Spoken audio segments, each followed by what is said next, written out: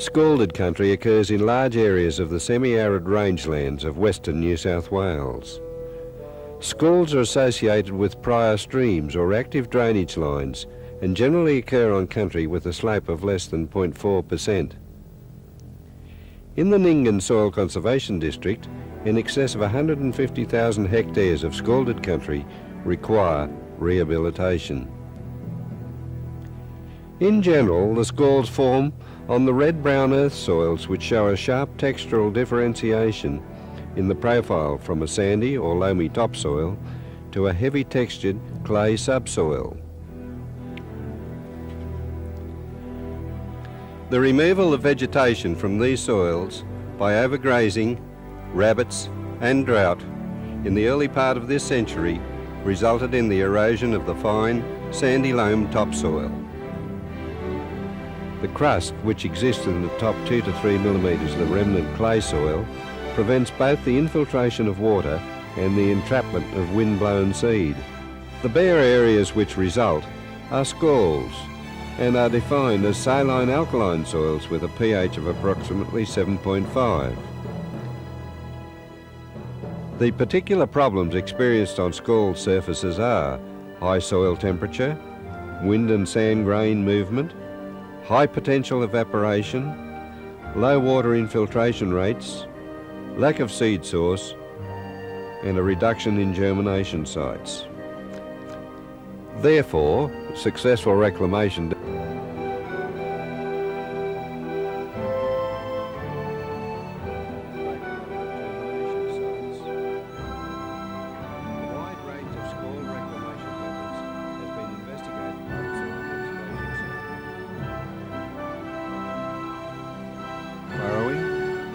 ploughing and cropping, spiral ploughing, tine pitting and water ponding. Of the techniques used, water ponding has proven the most effective. Water ponding has been in use since the turn of the century.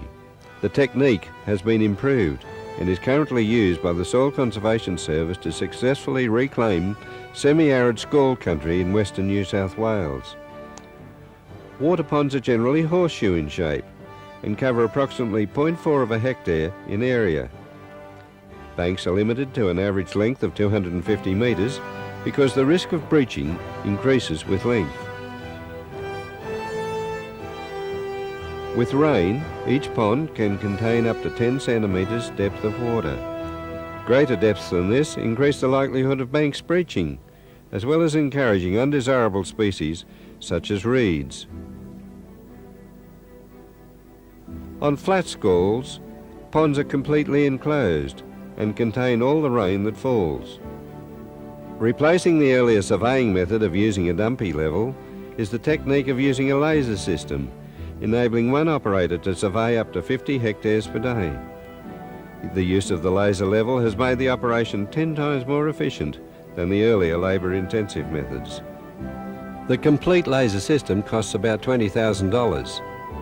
The self-levelling transmitter head transmits a laser beam to light-sensitive cells on a shuttle in the receiver mast, which is mounted on the dual cab utility. The signals received are transmitted to the survey control box mounted in the cab next to the driver. As the shuttle moves up or down according to the movement of the vehicle, the control box gives out a reading accurate to a millimetre.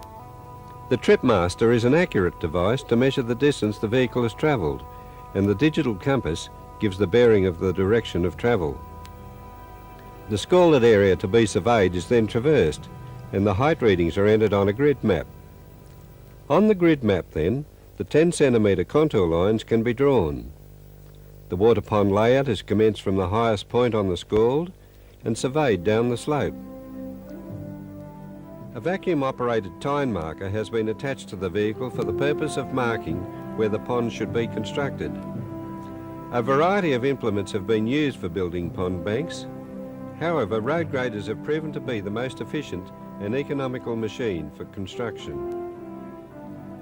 Banks are constructed 40 to 45 centimetres in height to account for wave action, slumping and the effect of stock trampling. Soil for construction of the bank can be either one from inside or outside the pond or from both sides. Construction an advantage in small rainfall events, as the water is not lost to an inside burrow area. The water retained in each pond after rainfall leaches soluble salts from the surface crust. The change brought about by this action is to change the soil from a non-cracking surface soil. This improvement in the soil structure increases both water infiltration and the entrapment of wind-blown seed. An available seed source from the direction of the prevailing wind is important to the success of vegetation establishment. The ultimate aim is to establish a good mix of desirable perennial and annual species so that complete reclamation can take place in about 5 average years. To assist this process, revegetation of ponded areas is being undertaken using mainly drought-tolerant species like old man, bladder, river and marsh saltbush and quailbush. One method is to plant seedlings that have been raised from seed in a nursery or by direct seeding into the actual water ponds.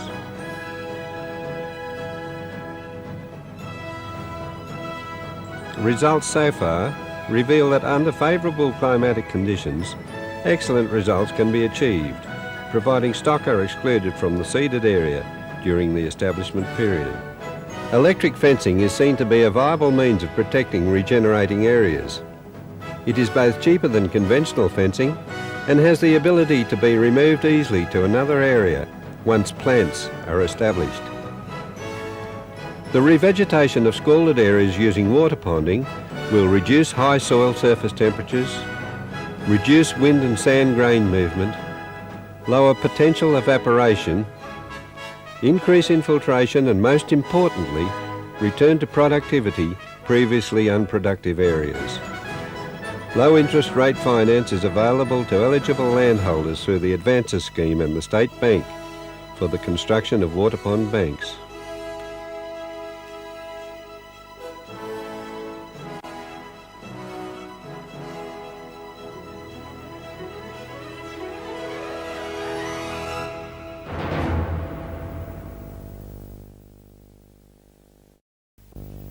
The place, Western New South Wales. The time, the early days of settlement.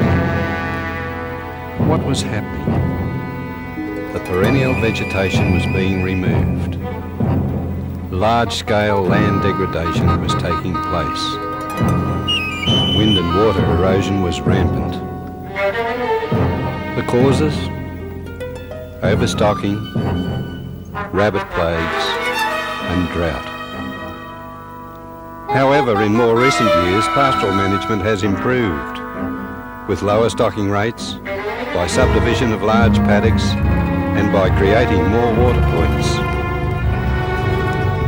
Nevertheless, regeneration of degraded country has been slow or non-existent due to changes in soil conditions. So despite the improvements, there would be no alternative to the continuing degradation. Many of the degraded areas would remain susceptible to wind and water erosion. Landholders were becoming aware that something had to be done. Brian Clark of Kayrunra did do something. District Soil Conservationist Bill Tatnall asked him. Just over here, Brian, we've got an interesting area that has got lines of blue bush in them, and looks like the seed's been caught in some sort of a furrow. Can you give us a bit of background to the area that we're looking at here? There used to be an old road that was cutting in closer and closer to our left, and one day we're coming home with the old tractor. We put in a couple of furrows to force the road out a bit further, and after a year or so we noticed what was happening with the black blue bush, and I guess that's the start of all the ripping we did in the areas. What about the cost? This afternoon from the plane. Who could afford it? And that's how it virtually began about in 1965. In 1986, the Soil Conservation Service of New South Wales began by establishing the Broken Hill Land Reclamation Demonstration Program. Running for a period of 4 years, this program will develop technology for contour furrowing and seeding. We'll demonstrate the effectiveness of furrowing as a reclamation measure will make available the resources necessary for more widespread implementation of farrowing programs. The essential nucleus of the program is an 80 horsepower wheel tractor. Attached to the tractor's 3-point linkage is the specially designed farrower. A laser transmitter, the set height of which is under the control of the operator in the tractor, sends signals to a receiver on the tractor-mounted mast. The receiver is connected to a control box in the cabin and gives an indication to the driver. This is of great assistance in constructing the farrows accurately on the contour. The addition of a seeder makes the implement complete. So the Broken Hill staff of the Soil Conservation Service have implemented a number of innovations that enables the surveying, farrowing and seeding to be a one-man, one-pass operation. The unit is even complete to the extent of providing camping facilities for the operator. And when it is time to move camp, the whole setup can be moved as an articulated unit.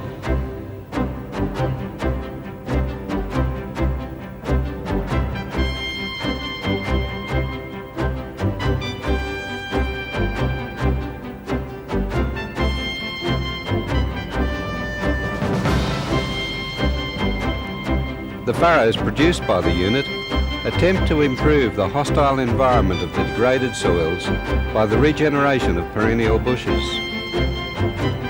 Results so far have shown that this can be achieved in the following ways: by providing sites in which seeds, organic matter and sediments can lodge, by reducing conditions of high runoff and sediment loss caused by low infiltration rates, by leaving ridges of cloddy material in windrows above the soil surface, thus reducing the effects of wind blasting, by retarding runoff rates and increasing leaching effects. Farrowing also reduces high salt levels in the soil surface. Research has shown that the spacing of farrows has a marked effect on the amount of moisture available for plant growth.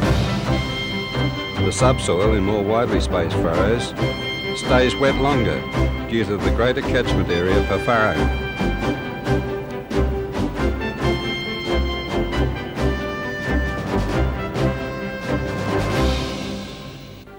Farrows should ideally be placed near a natural seed source.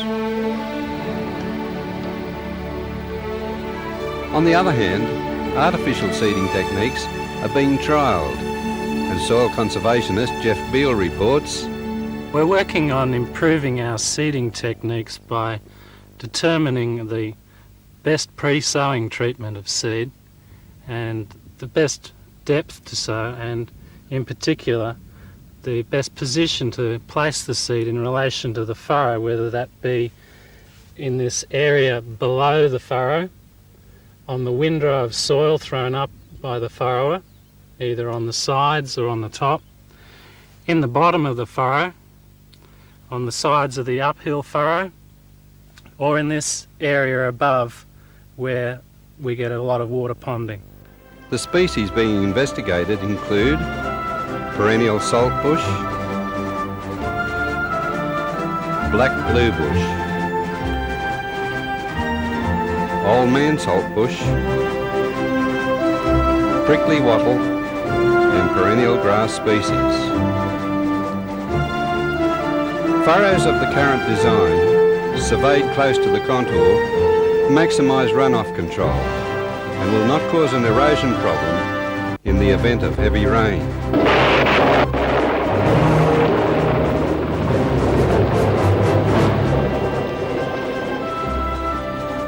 On low slopes, furrows have a water ponding effect. In fact, the water retained along a furrow is 5 times the actual rainfall. The furrow's expected life is 15 to 20 years, a factor which increases the probability of successful establishment of perennial species. Properly managed, it would be expected that areas regenerating to a perennial bush like black bluebush would take from 5 to 10 years to regain the cost of farrowing. Not bad when it was considered the degraded country was thought to be worthless. I've had some of the work done here over the last 2 years, and I'm very happy with the work. We've had a lot of regeneration of salt bush, blue bush, and on scalded areas the work has gone really well. And I'd recommend that anybody who wanted the work done, they get in contact with their district soil conservationists and they'll draw up a program.